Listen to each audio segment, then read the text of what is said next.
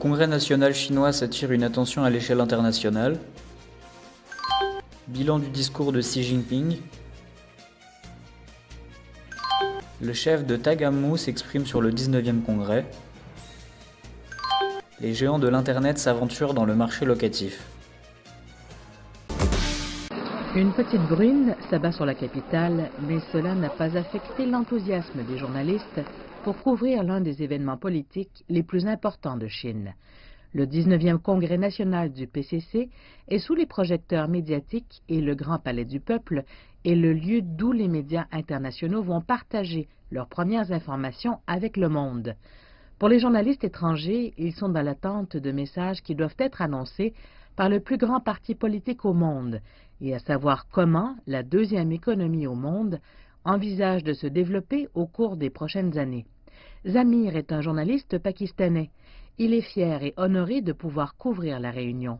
Il déclare que l'événement est très significatif, non seulement pour la société chinoise, mais aussi pour toute la communauté internationale qui suit le rôle joué par la Chine à l'échelon mondial.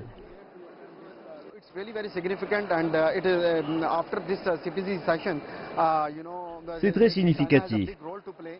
Après cette session du Parti communiste, vous savez que la Chine a un grand rôle à jouer avec une immense responsabilité sur ses épaules. Et en particulier avec l'initiative Ceinture et Route, car une centaine de pays vont y adhérer.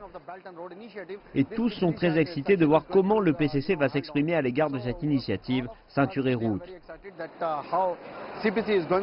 D'autres déclarent que le discours de Xi Jinping, le secrétaire général du comité central du PCC, lors de la session d'ouverture, fut très impressionnant, ajoutant qu'ils étaient intéressés par les résultats des efforts menés par la Chine pour réduire la pauvreté dans la campagne anticorruption, ainsi que les mesures économiques qui vont non seulement pousser la Chine, mais aussi aider d'autres économies émergentes et en développement.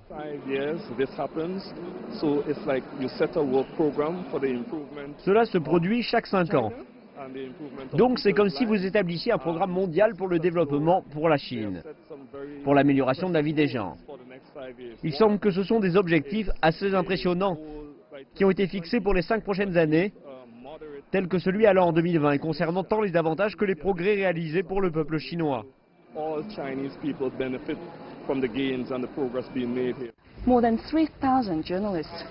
Plus de 3000 journalistes de Chine et de l'étranger ont été accrédités pour couvrir le 19e congrès national.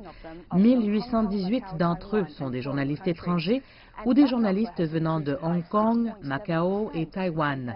Leur nombre a augmenté de 6,7% en comparaison au 18e congrès national. Cet événement de haut rang fournit une bonne opportunité aux journalistes étrangers d'observer le développement de la Chine. Xi Jinping a déclaré mercredi que la Chine ne fermerait pas sa porte au reste du monde et qu'elle ne ferait que s'ouvrir de plus en plus. L'ouverture amène sur le progrès, le repli sur soi conduit à la régression, indiquait M. Xi à plus de 2300 délégués. Xi Jinping a aussi annoncé que le PIB chinois était passé de 54 000 milliards de yuan à 80 000 milliards de yuan, soit 12 100 milliards de dollars, au cours des 5 dernières années. L'économie a maintenu un taux de croissance moyen élevé, faisant de la Chine un leader parmi les économies majeures, a-t-il indiqué. Le PIB du pays occupe la 2e place du monde avec une contribution supérieure à 30% à la croissance de l'économie mondiale. Xi Jinping a aussi déclaré que la Chine mettra en œuvre le système de la liste négative pour l'accès au marché à travers le pays et soutiendra le développement des entreprises privées. Nous instaurerons une liste négative pour l'accès au marché dans tout le pays, procéderont à l'examen ou à l'abrogation des règlements et méthodes qui entravent la formation d'un marché unifié et la concurrence loyale, soutiendront le développement des entreprises privées et stimuleront le dynamisme de toutes les catégories d'acteurs au marché. Nous approfondirons la réforme concernant la simplification des formalités d'enregistrement des entreprises industrielles et commerciales, mettrons fin au monopole administratif, préviendront la formation de monopoles sur le marché, accéléreront la réforme visant à soumettre le prix des facteurs de production aux règles du marché, assoupliront les conditions d'accès au secteur des services et perfectionneront le système de supervision du marché. Xi Jinping a finalement annoncé que le principe « un pays, deux systèmes » s'était avéré le meilleur régime pour maintenir la prospérité et la stabilité à long terme de Hong Kong et de Macao depuis leur rétrocession.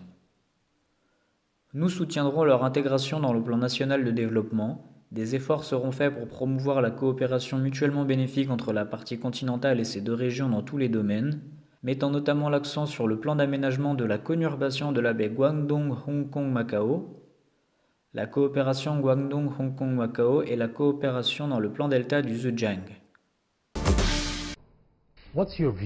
Quelle est votre opinion sur le Parti communiste chinois?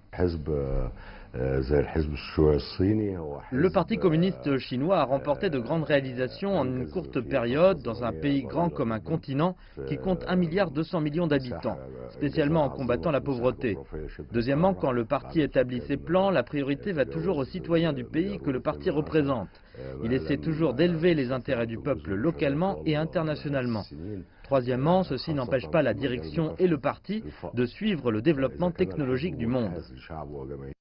Pensez-vous que le Parti communiste chinois a changé ces dernières décennies?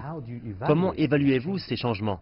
Le parti a effectué une transition majeure avec le camarade Xi, le président du pays, à sa tête. Il a réussi, en utilisant une feuille de route bien pensée, à sortir des millions de Chinois de la pauvreté et de leurs villages pour les transformer en communautés civilisées dans un environnement sain avec des opportunités d'emploi.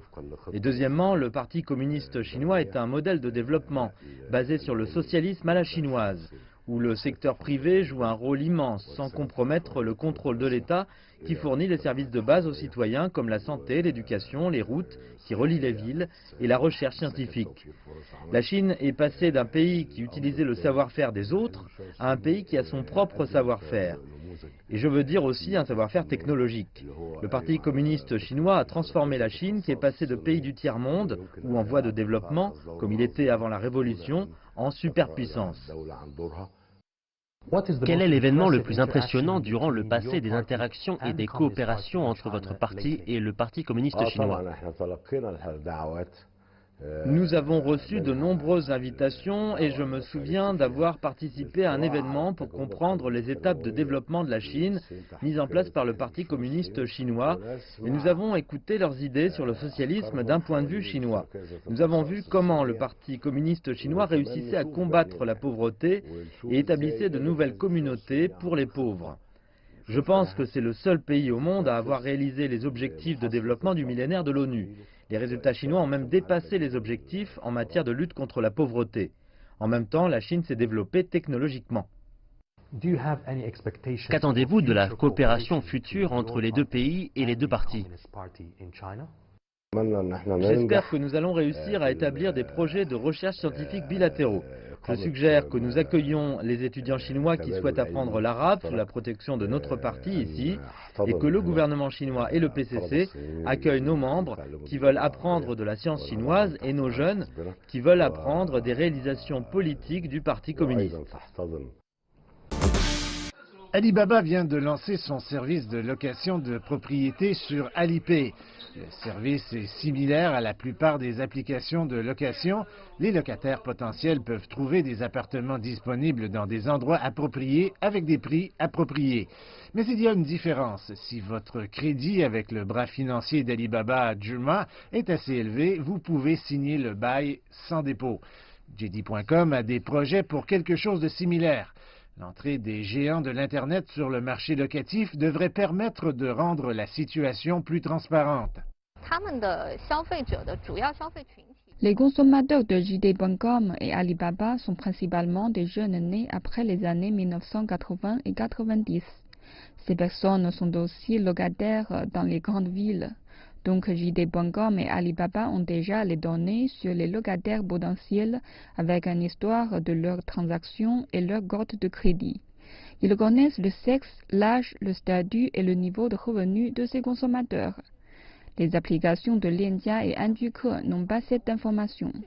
Les nouveaux services sont une forme de reconnaissance par les géants de l'Internet de l'énorme potentiel du marché locatif chinois. Les agents estiment que la demande à l'échelle nationale en 2016 était en hausse de 120% par rapport à il y a 5 ans. Mais l'offre locative n'a augmenté que de 93% au cours de la même période. Le gouvernement encourage également la location. Depuis le début de cette année, une vingtaine de villes en Chine ont lancé des politiques soutenant leur marché locatif. Lian Jia prédit que la valeur du marché locatif dépassera 2 900 milliards de yuan en 2025 et 4 600 milliards de yuan en 2030. La domination des géants de l'Internet pour les mégadonnées leur profiterait sur le marché locatif, mais les experts soulignent que le gouvernement et les entreprises devraient d'abord résoudre les problèmes du côté de l'offre. Dans l'ensemble, ces plateformes auront probablement un impact limité sur le marché du crédit bail. Pour que ce marché change, nous avons besoin que le gouvernement intervienne. Mais je pense que le problème, c'est la question de l'offre. En ce moment, en Chine, l'offre de propriété locative est encore limitée. C'est pourquoi, dans des villes comme Shanghai et Beijing, ils se sont attaqués au problème en offrant des lots de terrain destinés à la location.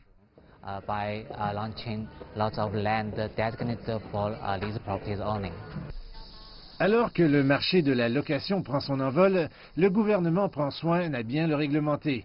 Le Conseil des affaires d'État et le ministère du Logement et du Développement urbain et rural prévoient maintenant de lancer les premières réglementations ciblant spécifiquement l'activité d'appartements locatifs.